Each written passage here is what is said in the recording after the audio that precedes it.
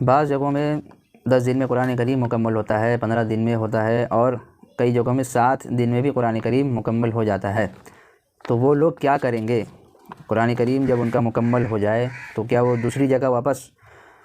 شریک ہوں گے سننے کے لیے یا نہیں؟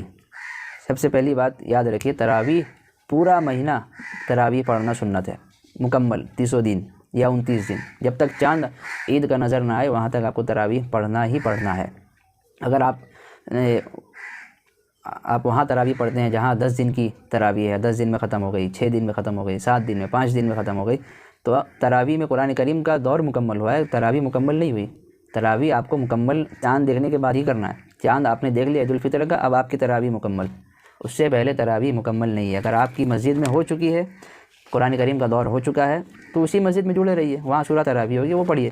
اگر آپ کو زیادہ شوق ہے قرآن سننے کا تو دوسری مسجد میں چلے جائیے جہاں 20 دن کی تراویح ہے، جہاں 27 دن کی ہے، ان کے پیچھے آپ نماز پڑھیے اور قرآن کریم سنیے۔ لیکن تراویح سے بالکل ہاتھ اٹھا لینا یہ جائز نہیں ہے، درست نہیں ہے، سنت کے خلاف ہے بالکل، اس سے بہت بڑا گناہ بھی ہوگا۔ بعض لوگ کیا کرتے ہیں، 7 دن کی تراویح پڑھ کے وہ بیٹھ جاتے ہیں، 6 دن کی تراویح پڑھ کے بیٹھ گئے، اب اپنے کاروبار پہ دھیان دیتے ہیں، تجارت میں، بزنس میں، وہ تراویح کے لیے پھر آتے ہی نہیں، وہ سوچتے ہیں کہ بس ہو گئی ہماری۔ بعض لوگ تو تراویح ہی نہیں پڑھتے ہیں، وہ اپنے کاروبار پہ دھیان دیتے ہیں۔ تو ایسے لوگوں کے لیے پیغام ہے کہ آپ کاروبار کیجئے بے شک، لیکن تراویح بھی ادا کیجئے، دین اور دنیا دونوں کمائیے۔ تراویح میں قرآن کریم کی رفتار کیا ہونی چاہیے اور کس امام کے پیچھے ہمیں پڑھنا ہے؟ سب سے بہتر سوال۔ آج کل تو ہمارا جو کلچر ہے، جو معاشرہ اور جو ایک ماحول بنا ہوا ہے پوری دنیا کے اندر، خصوصاً ہند و پاک کے اندر، انڈیا کے اندر زیادہ طور پر ایک ایسا ماحول ہے کہ جو حافظ صاحب، جو قاری صاحب قرآن بالکل رف پڑھتے ہیں، بالکل تیزی کے ساتھ، سپر فاسٹ، لوگ انہیں زیادہ پسند کرتے ہیں اور ان کو زیادہ مقبولیت والا مقام دیا جاتا ہے معاشرے میں،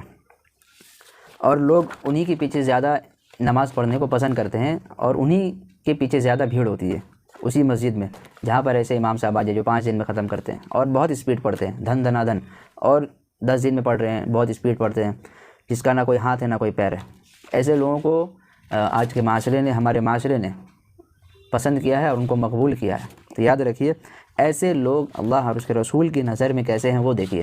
کیونکہ ہمیں اپنی نماز کہاں قبول کرانی ہے؟ اللہ کی بارگاہ میں۔ لوگ قبول کرتے ہیں کہ نہیں کرتے ہیں اس سے ہمیں کوئی سروکار نہیں ہے، لیکن اللہ ہماری نماز کو قبول نہیں کر رہا ہے، یہ ہمارے لیے بڑی پریشانی کی بات ہے، اس سے ہماری زندگی پہ اثر پڑ سکتا ہے۔ ایسے حفاظ اور ایسے قاری کے متعلق قرآن کریم نے فرمایا، والقرآن یلعنہ، جب قرآن لوگ اس طرح سے تیزی کے ساتھ پڑھیں گے تو قرآن بجائے ان کے اوپر ثواب کے لعنت کر رہا ہوگا۔ رب قاری القرآن والقرآن یلعنہ، بہت سارے قاری ایسے ہیں جن کے اوپر قرآن لعنت کر رہا ہوگا، حدیث پاک کے اندر۔ اس کی وجہ یہی ہے کہ وہ توڑ مروڑ کے پڑھتے ہیں، بالکل جلدی ختم کرنے کے چکر میں اتنی اسپیڈ سے پڑھیں گے کہ وہ کچھ پتہ ہی نہیں چلے گا کہ وہ پڑھ کیا رہا ہے، بس یعلمون اور تعلمون ہمیں سمجھ میں آتا ہے، اور جب رکوع کا وقت ہوتا ہے تب ہمیں پتہ چلتا ہے کہ بس اب رکوع ہونے والا ہے۔ یہ حال ہے معاشرے میں۔ اور اگر کوئی سنت کے مطابق اور اللہ اس کے رسول کے مطابق قرآن کریم پڑھنا چاہے تو لوگ اسے اتنا طعنہ مارتے ہیں اور اس کی اتنی غیبت کرتے ہیں، اس کو اتنا بدنام کیا جاتا ہے معاشرے میں کہ پھر وہ تراویح پڑھانا ہی چھوڑ دیتا ہے، پڑھاتا ہی نہیں پھر لوگوں کے طعنے کی وجہ سے۔ اگر کوئی زیادہ مدغنہ کے ساتھ پڑھ رہا ہے، مخارج اور صفات کے ساتھ پڑھ رہا ہے، تو لوگ کیا کہتے ہیں، آج زیادہ ہی بڑے قاری صاحب بن رہے تھے، قاری عبدالباسط کے لہجے میں آج جو ہے قاری صاحب تلاوت کر رہے تھے، طعنہ مارتے ہیں۔ تو ایسے لوگوں کو اللہ اور اس کے رسول تو پروموٹ کرتے ہیں لیکن لوگ نہیں کرتے، اور وہ جو اللہ اور اس کے رسول کا غضب جس کے اوپر آیا ہوا ہے، جس کے اوپر قرآن لعنت کر چکا ہے، لوگ اسے پسند کر رہے ہیں۔ ہمارا اس کا یہ خیال ہی ایسا ہو گیا، تو ہمیں ان لوگوں کو ترجیح دینی چاہیے جو اچھا قرآن پڑھتے ہیں، غنہ اور مد کے ساتھ پڑھتے ہیں، جس طرح اس کا پڑھنے کا حق ہے اس طرح پڑھتے ہیں، کیونکہ حفاظ کے متعلق آیا ہے کہ اقرأ وارتقی ورتل کما کنت ترتل فی الدنیا،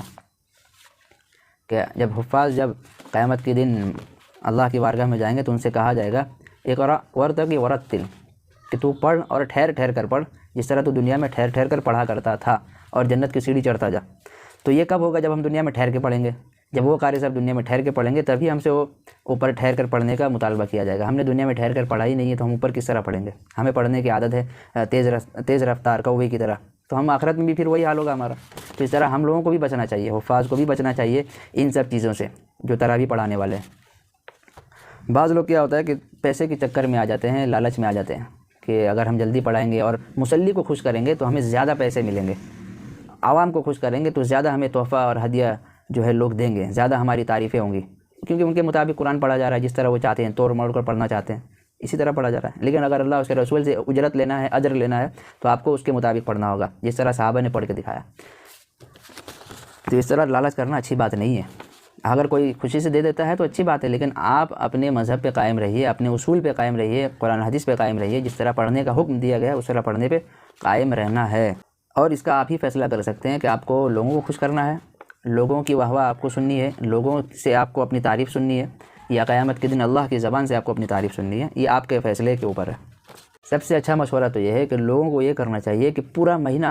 تراویح کا اہتمام کرے اور روزانہ ایک ایک پارہ کی تلاوت، جس طرح حرمین شریفین میں آپ جائیں گے، مکہ مدینہ میں آپ جائیے کبھی عمرہ کے لیے، عمرہ کے لیے جائیے رمضان میں، اور وہاں کا ماحول دیکھیے کہ روزانہ ایک ایک پارہ کی تلاوت الگ الگ امام کے انداز میں، ان کے الگ الگ لہجے میں تلاوتیں سننے کو ملتی ہے۔ روزانہ پورا رمضان تراویح کا ایک بابرکت سلسلہ چلتا ہے، اور ایک ایک پارہ کر کے آرام آرام سے ٹھہر ٹھہر کر پڑھتے ہیں، اور سننے بھی بڑا مزہ آتا ہے۔